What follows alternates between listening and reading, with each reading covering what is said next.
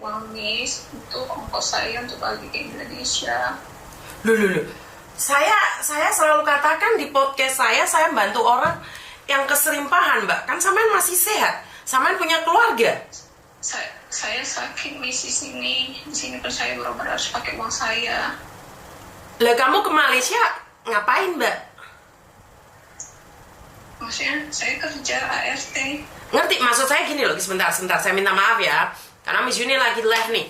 Karena saya tidak ingin ini terjadinya fitnah. Karena saya di awal konten saya, satu hal yang saya tidak suka adalah meminjam uang, aborsi, dan perceraian. Nah, sampean tiba-tiba telepon saya bilang mau pinjam uang. Nah, ini jujur, karena 3 hal tersebut saya mencoba untuk menghindari: pinjam uang, aborsi, dan perceraian. Saya tidak ingin ikut campur itu. Nah, sampean mau telepon pinjam uang nih. Saya nggak tahu nih sampean siapa, seperti apa, bagaimana ceritanya. Tiba-tiba sampean telepon ngomong pinjam uang. Jujur saya kaget, Mbak. Halo? Iya. Iya, sampean tiba-tiba telepon mau pinjam uang, mau pulang Indonesia. Iya. Sampean tuh dari mana, sakit apa, gimana ceritanya, tiba-tiba minta uang itu gimana ceritanya? Saya dari Medan. Saya sering nengok live Miss kan. Gitu, saya kemarin tuh ada kata-kata bagian kemaluan kan. Saya tadi ada kirim juga di WA. Maksudnya gimana, bagian kemaluan gimana? Gatal-gatal gitu dia Miss. Oke, terus? Dia mengeluarkan nanah berair gitu, bau, itulah dia.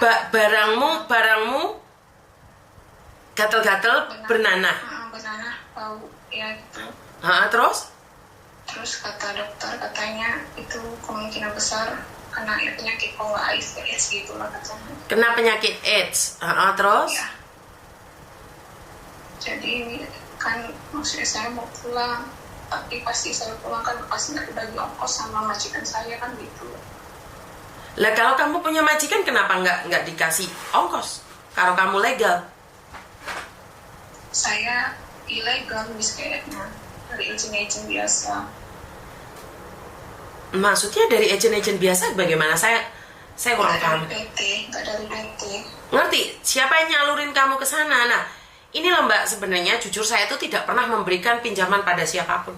Saya juga nggak pernah ngasih uang sama siapapun.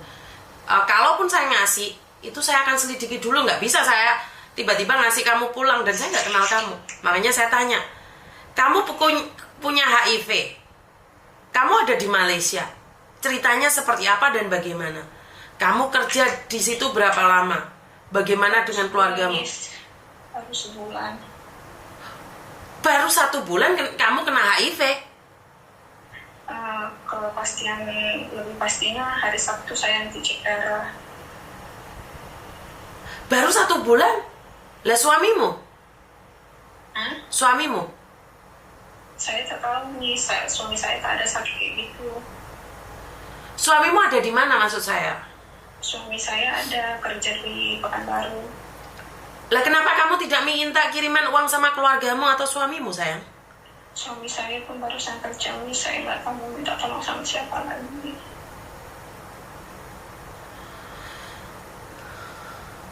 Oke, siapa yang nyalurin kamu ke Malaysia?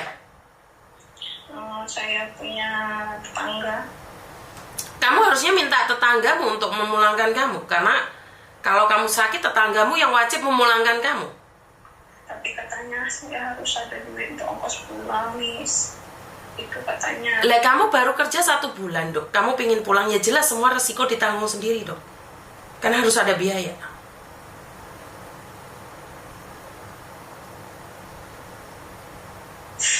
Kan HIV itu biasanya nggak sehari 2 hari, sayang.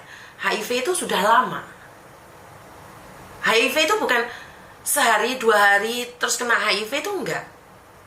Kalau sampai kamu bilang barang kamu sampai bau kayak busuk, itu berarti kan sudah lama. Cuman kayak parahnya baru ini dia, Miss.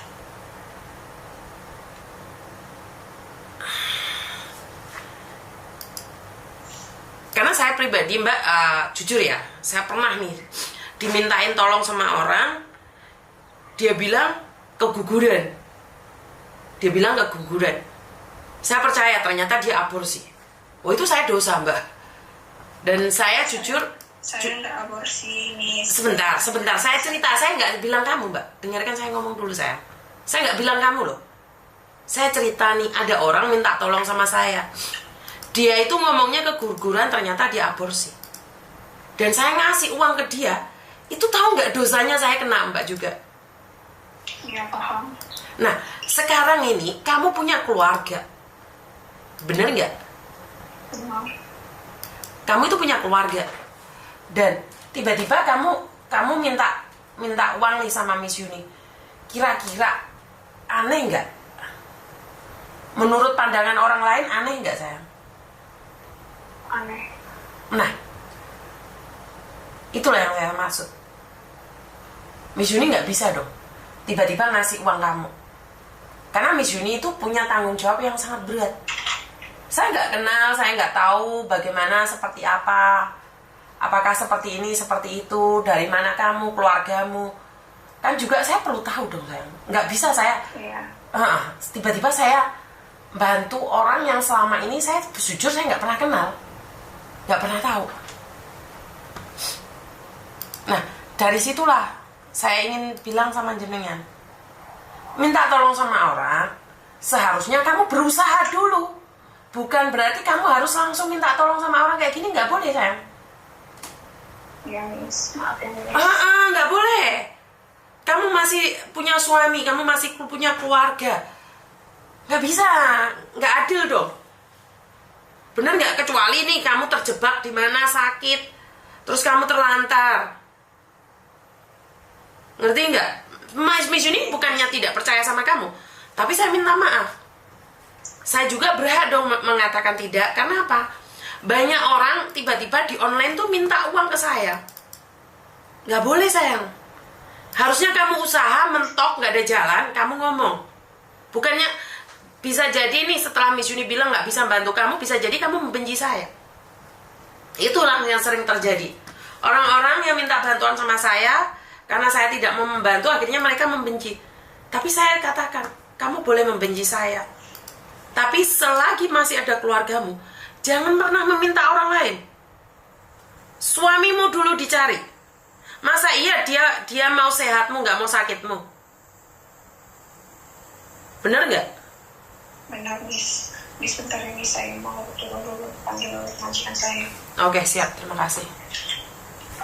Nggak bisa, Mbak. Ini anak sakit, tiba-tiba dia bilang mau minta uang untuk dipulangkan. Nggak gitu konsepnya. Dan sekarang dia bilang dipanggil majikannya. Saya nggak tahu ya, harus berpikiran negatif atau positif.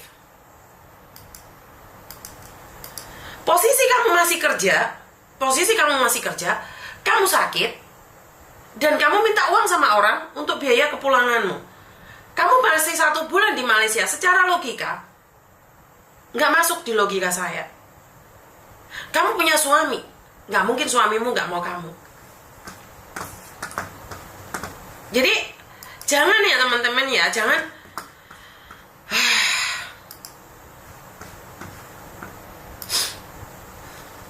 Sedih nggak sih? Sedih banget.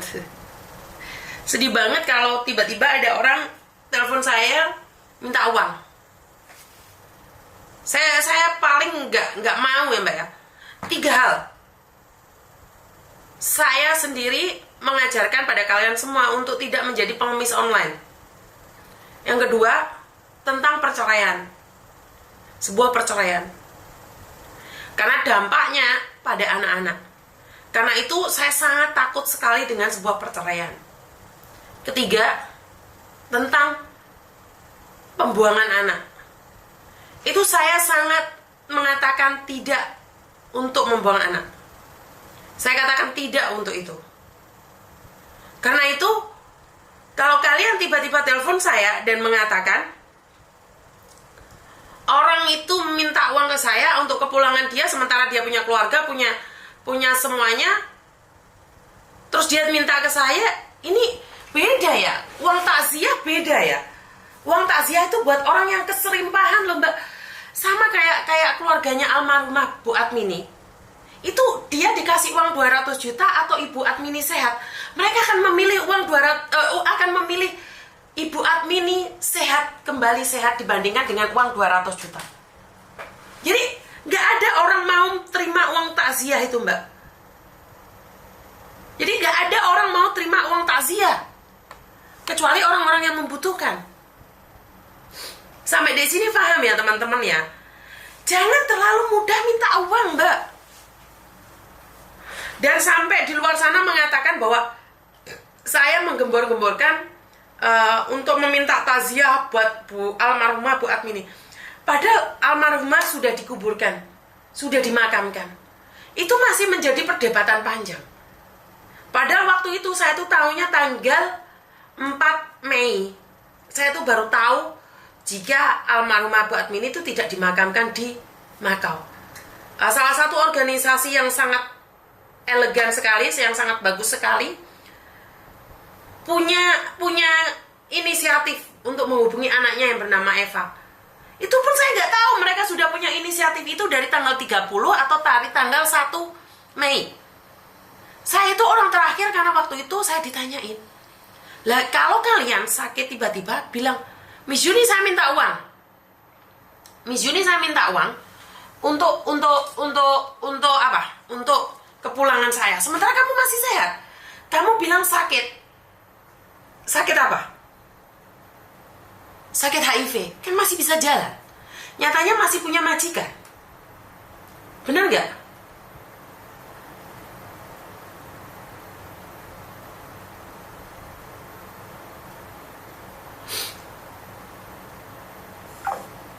Ini siapa ini yang telepon saya? Kok mati? Sebentar ya, saya angkat ya. Halo? Halo. Kenapa, Mbak? Ini nih mau kado